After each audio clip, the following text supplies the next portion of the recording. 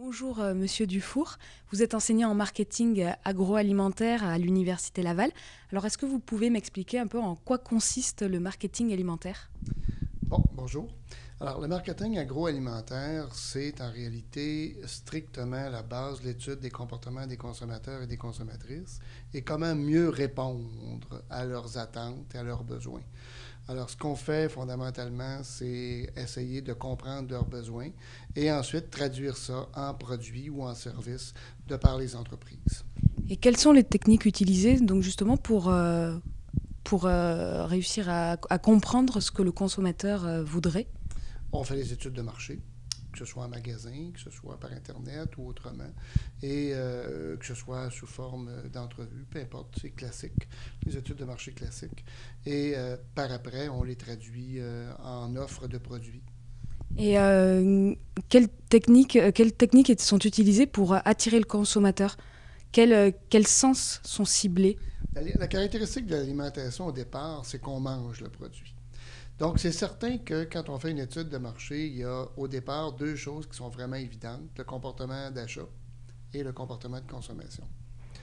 Et en alimentation, c'est évident que lorsqu'on parle de l'acte alimentaire comme tel, on travaille beaucoup avec autant les sens, donc les cinq sens, parce qu'avant de manger l'aliment, on le regarde, on le sent, on l'écoute, on y touche. Donc, il y a les cinq sens qui interviennent avant de le manger. Donc, ça fait tout un changement en termes d'approche par rapport à une automobile ou à un produit, une brosse à dents, où est-ce que, bon, on la prend puis on l'utilise. On ne peut pas faire nécessairement la même chose en alimentation. Donc, ça va être beaucoup plus difficile d'essayer d'aller chercher les attentes des gens et de les traduire par après dans le comportement d'achat qu'on veut espérer. Donc, il va y avoir, par exemple, une particularité très claire, beaucoup de promotions, peu de publicité. C'est normal parce que 70% des décisions d'achat dans le produit alimentaire se prennent en magasin. D'où les senteurs, les dégustations en magasin prennent une importance extraordinaire dans le cas de l'alimentation, chose qu'on ne vivra pas nécessairement dans la quincaillerie ou dans le vêtement ou autrement. Et justement, est-ce que ces aliments-là ne pourraient pas être vendus tels quels? La plupart des aliments sont vendus tels quels, excepté lorsqu'on va utiliser des additifs alimentaires. Et là, on peut utiliser des colorants à certains moments, mais on peut utiliser des additifs alimentaires pour faire en sorte que le produit ait une longue conservation. Donc, pour assurer sa vie de tablette, dans les produits périssables, on n'a pas le choix. Dans les produits transformés, on n'a pas le choix non plus, puisqu'à ce moment-là, la qualité de vie du produit en serait nettement dégradée rapidement. Donc, à cause de l'interaction chimique du produit.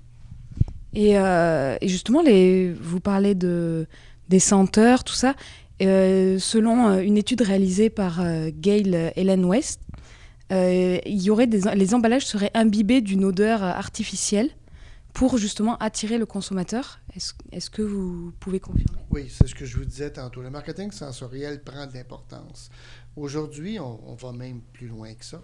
Bon, on parle ici évidemment des emballages interactifs, mais on peut avoir maintenant l'effet senteur par l'entremise du portable ou par l'entremise d'une bouche d'aération, sans aucun problème. Quand vous entrez dans un magasin d'alimentation, la première chose que normalement qui va vous animer, c'est si ça sent le bon pain ou si ça sent une senteur d'une bonne viande qui est en train de cuire ou autrement. C'est évident qu'on va stimuler votre acte d'achat en utilisant votre sens de l'olfaction. Ça, c'est un premier exemple.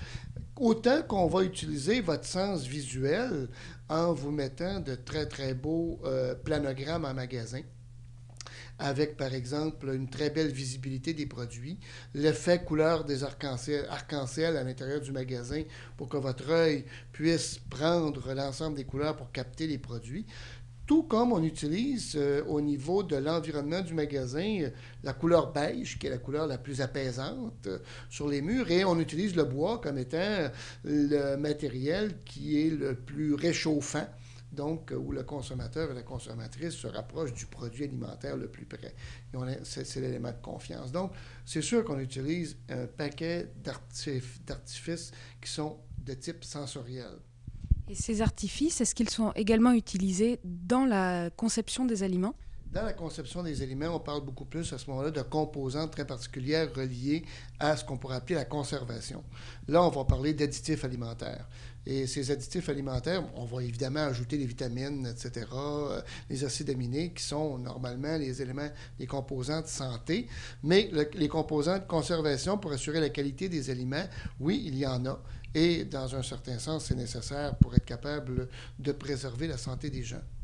Et justement, les colorants, selon certaines études, les colorants pourraient entraîner des allergies et des problèmes de santé chez certaines personnes. Est-ce que du coup, il y a des règles qui pour régir justement la fabrication? Le dossier des colorants est un dossier qui n'est pas nouveau. C'est un dossier, effectivement, qui a fait couler beaucoup d'encre, tant au niveau des effets nocifs possibles et évidemment du fait que c'est pas nécessairement le vrai produit, mais c'est plus un colorant qui donne l'effet de. Il y a, oui, des lois qui régissent actuellement la composition des produits, des lois aussi qui régissent la transformation des produits. Donc, Santé Canada intervient à tous les niveaux. Il y a également, il faut penser dans le secteur alimentaire, une règle. La règle, c'est que les entreprises doivent s'auto-gérer, s'autodiscipliner dans l'utilisation à la fois des colorants, des additifs et des composantes de produits. Et tant pis pour les entreprises si elles se font attraper par après par Santé Canada lors d'inspections ou encore le MAPAC, lors d'inspections au niveau du magasin en tablette. Là, c'est elle qui, comme on dit, ramasse le résultat. Donc, est-ce que parce que certaines étiquettes ne correspondent pas forcément à ce qui est stipulé sur les emballages, est-ce que du coup on peut parler d'arnaque au goût? Donnez-moi un exemple. Par exemple, sur les barres céréalières qui sont annoncées donc barres au bleuet. Et quand on regarde l'étiquette, derrière, on se rend compte qu'en fait, ce sont des morceaux de pommes trempés dans un colorant au bleuet et qu'il n'y a absolument pas de traces de bleuet. Si c'est pas marqué barre à saveur de bleuet, c'est clair que l'entreprise qui fait ça, elle a un problème. Elle a un vrai problème. Par contre, si c'est marqué barre à saveur de bleuet, elle est dans une autre catégorie de produits et là, elle est probablement réglementaire. Mais il faut bien regarder sur l'emballage qu'est-ce qui est indiqué. C'est clair et net que si c'est indiqué barre au bleuet, normalement, c'est des bleuets qui sont dedans. Donc, vous pensez quand même que le marketing, pour vous forcer à consommer, peut entraîner certaines arnaques?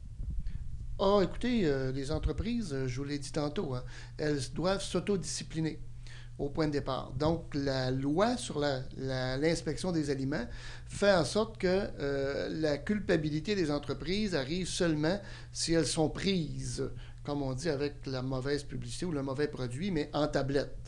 Donc là, évidemment, il y a inspection dans les entreprises, dans les usines, etc. Mais au départ, la présomption est à l'effet de dire autodiscipline, parce que ça prendrait, imaginez, une armée d'inspecteurs pour être capable de toutes les faire, une après l'autre, à toutes les semaines.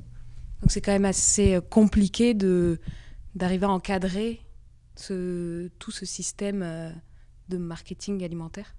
Oui, c'est assez complexe. C'est complexe parce qu'il y a du frais, du transformé. C'est complexe parce qu'évidemment, on est devant quelque chose qui a un impact direct sur la santé des gens, qui peut même risquer la mortalité dans certains cas. Donc, c'est complexe sous tous les angles et c'est complexe parce que ça arrive de partout. Alors, il n'y a pas nécessairement de barrière à l'entrée, donc les produits sont de nature mondiale.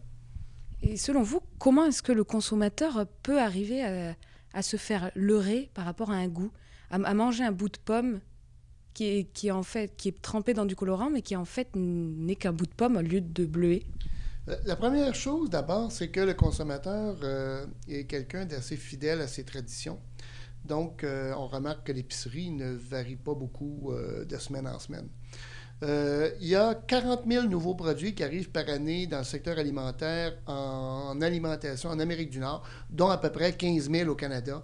Et après 3 mois, il n'en reste même pas 1%. Alors, je pense que le consommateur a de très bonnes règles de sélection. Et avec l'augmentation du coût du panier d'épicerie, est-il encore possible de faire des choix à la fois santé et économique en évitant les pièges du marketing? Oui, parce qu'au point de départ, il faut dire que le coût du panier alimentaire le plus bas en Amérique du Nord, c'est ici. Il ne faut pas l'oublier. Deuxièmement, c'est sûr que le consommateur peut faire des choix. Il a des choix très bons, mais évidemment, il faut regarder les strates de revenus.